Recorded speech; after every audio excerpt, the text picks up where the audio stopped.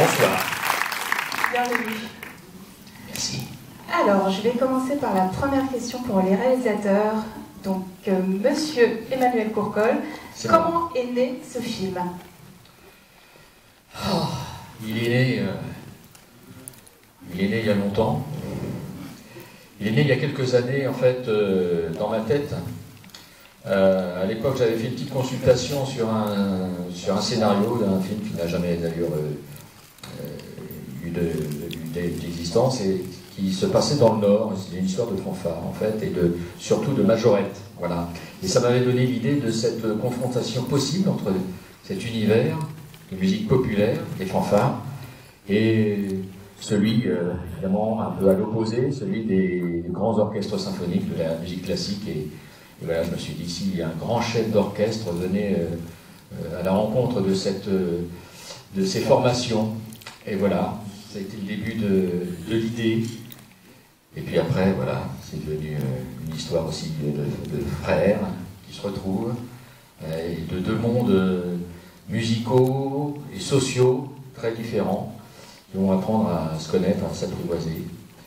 Et voilà, ça donne ça, ce que vous voyez derrière moi, en gros. Je parle de l'affiche. Voilà, donc...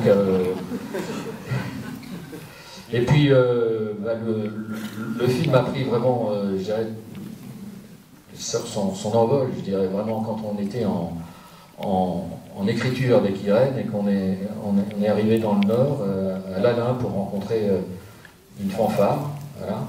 Évidemment, on a commencé par se documenter, on ne voulait pas raconter de bêtises, et on voulait bien connaître le sujet, c'est cet univers qui m'était un petit peu étranger au départ. Et donc, on est arrivé à l'Alain, et puis on a plongé la tête la première dans le film. On est arrivé au beau milieu d'une répétition. On m'avait donné ce contact, on m'avait dit, voilà, va voir cette harmonie de l'Alain, ils sont super, ils sont extraordinaires, ils sont merveilleux. Voilà. Et donc, on a déboulé dans cette répétition, et on a voulu, et chez eux, du coup, parce que vous verrez, c'est le décor du film aussi. On était vraiment chez eux. Et donc, ce que vous verrez, ce qui concerne la fanfare du film. Voilà. Donc vous avez 2 acteurs, les 2 frères. Vous avez Sarah Succo qui fait un 3e rôle très important, qui est membre de la fanfare et qui sert un petit peu de médiatrice entre les 2 frères. Et puis voilà, ce personnage multiple qui est cette fanfare. Et je vous dirai pas plus. En fait. On va arrêter là. Quand on met tout ça ensemble, bah, ça fait une histoire. Merci. Vous n'en irez pas. Et comment avez-vous choisi les acteurs principaux? J'ai tiré au sort. J'avais vu les tuches, j'avais adoré. Je me suis dit, quand j'ai vu moi, je je suis me pas suis dans dit, le c'est film. absolument ça.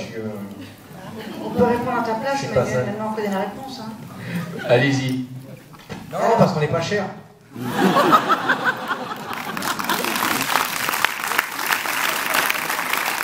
Ils vont le devenir tellement cher, ils sont plus dans mes moyens. Donc voilà, j'en profite. Donc comment je vous ai trouvé? Non, en fait, Benjamin, Emmanuel avait déjà travaillé avec Pierre Autin sur un triomphe. Il a eu envie de rebosser avec lui, je ne sais pas pourquoi, enfin, voilà. Pas cher, voilà. Et Benjamin avait toutes les aptitudes pour jouer un grand chef d'orchestre. Et il le connaissait, il l'avait déjà vu dans plusieurs films.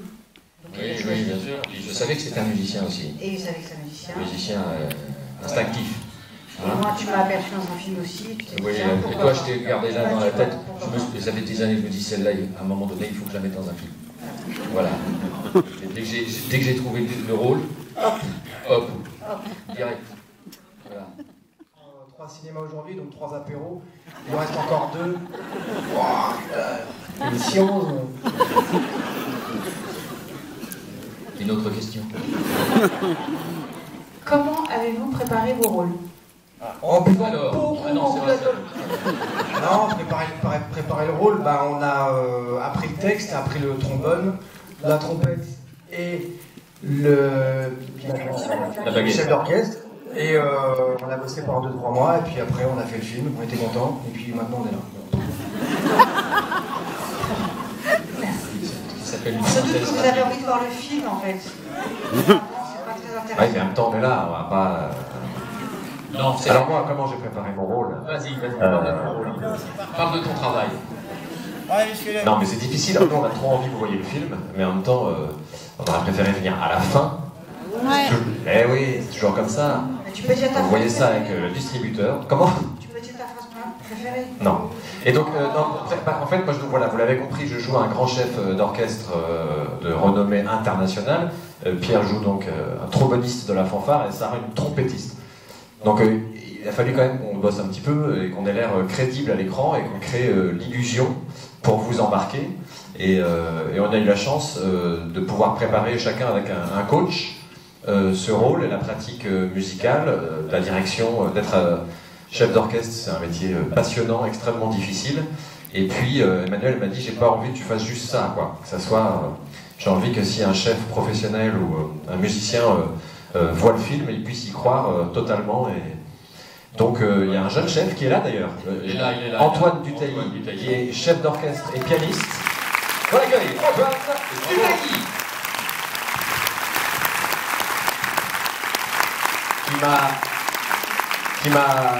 qui m'a voilà, fait une formation accélérée. Il m'a fait regarder plein de vidéos de chefs, il m'a fait découvrir ce que c'est qu'un orchestre, la géographie d'un orchestre, les cuivres, les vents, les cordes, comment on tient sa baguette. Il y a plein de manières de tenir sa baguette. Parfois on n'a pas de baguette, parfois on a un petit temps d'avance dans le geste, parfois on est sur le temps. Enfin, c'est un monde.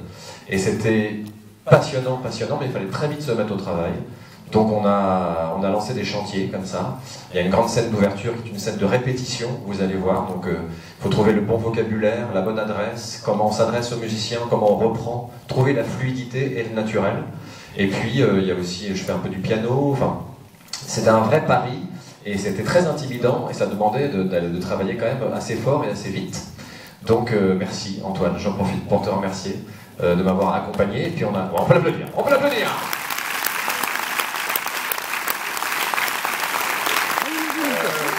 C'est ce que je viens de dire, mais en plus long. Alors on va voter. Vous avez préféré quelle prise de parole? La prise de parole de Pierre Lotin, levez la main. Ah. Et la mienne là. Ah, c'est serré. C'est serré. Et la mienne? Ouais, vous êtes vraiment les bisounours. Hein. C'est impossible. C'est Jacques Martin, quoi. Tout le monde met un 10. Et celle d'Emmanuel?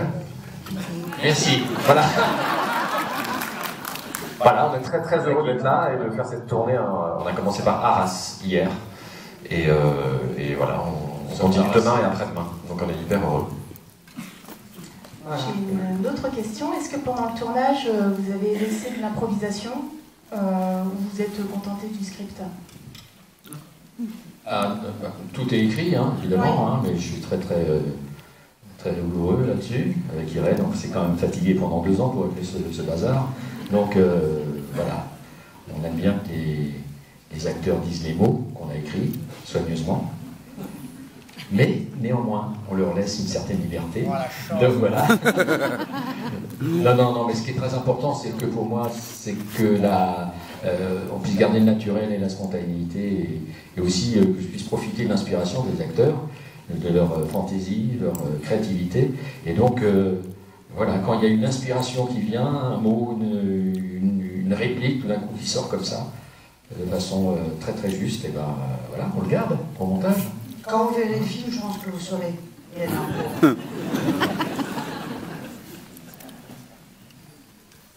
Et j'aimerais avoir John tout à l'heure. Ah, vous voulez qu'on vous joue un morceau? Ah, c'est dommage, c'est la fin de notre présentation. C'est un bonheur. Non, mais loin. J'aimerais laisser la parole à Pascal. Pascal. Oui, Pascal, il parle voilà. bien, Pascal.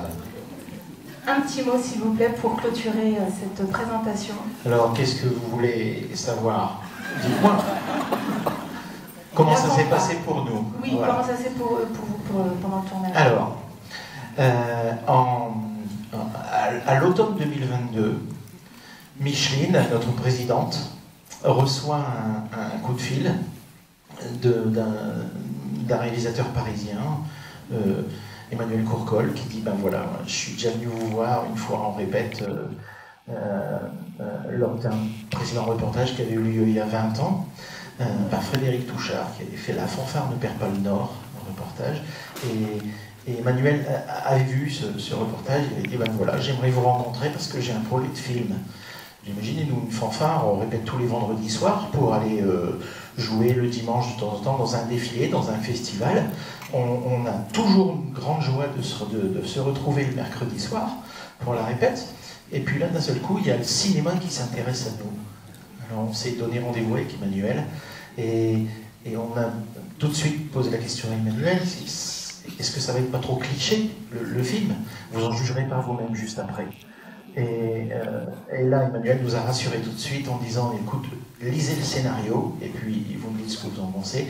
Et là, on a adhéré tout de suite.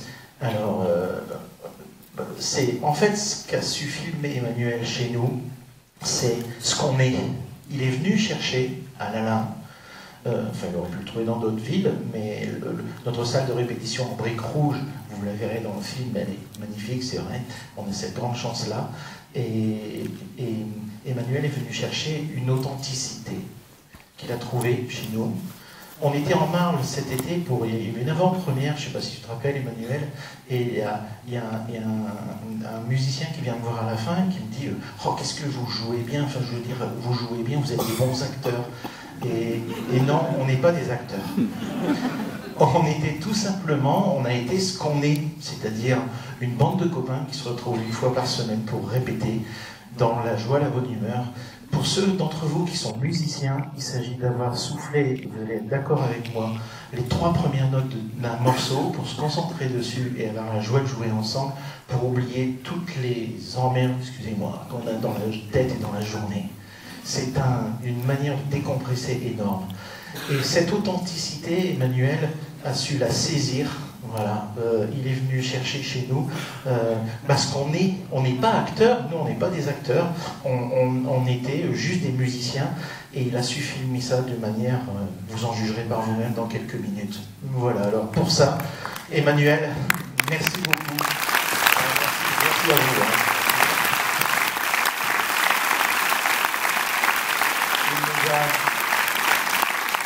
Il nous a apporté plus que des notes. Il nous a mis des étoiles pour le reste de notre vie dans la tête. Oh là là.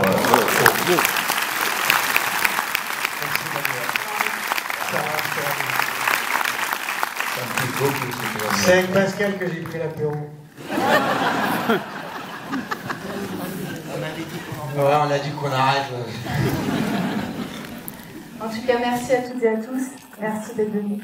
Merci et puis bon film, bonne projection. Merci. Merci à vous. Très bonne séance à vous.